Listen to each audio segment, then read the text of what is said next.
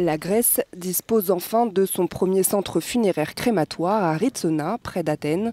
Jusqu'à très récemment, l'incinération des défunts était interdite dans le pays et n'a été autorisée par la loi qu'en 2006. Mais depuis 13 ans, aucun crématorium n'avait encore été construit. La seule alternative était un voyage de 8 heures vers la Bulgarie voisine.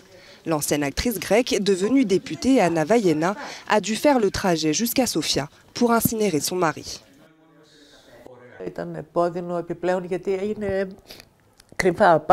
C'était très douloureux.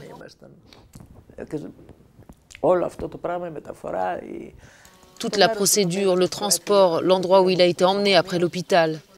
On a dû faire ça en secret, illégalement, comme des hors-la-loi. Un prêtre est venu, car je lui avais demandé. Mais en secret aussi, je ne pense pas qu'il l'ait dit à sa paroisse. La création d'un crématorium s'était jusque-là heurtée à l'opposition de l'Église orthodoxe, très influente dans le pays. En 2012, un projet de construction à 50 km d'Athènes avait été annulé sous la pression d'un prêtre. L'Église interdit les funérailles religieuses pour les personnes incinérées. L'incinération du corps n'est pas en accord avec la tradition de l'Église, qui commence avec le Christ. Puisqu'il a été enterré, les chrétiens doivent faire de même.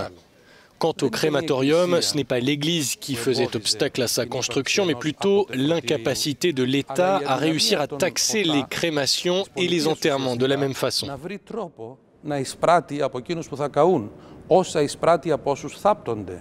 Pas d'aide de l'État pour la construction du centre funéraire de Ritsona, un bâtiment moderne qui a coûté plus de 4 millions d'euros, financé uniquement avec des fonds privés. Il est opérationnel depuis fin septembre. Les propriétaires du premier crématorium de Grèce ont choisi cette région éloignée, à quelques 80 km au nord d'Athènes, loin de toute zone résidentielle pour éviter les problèmes administratifs et les plaintes des habitants.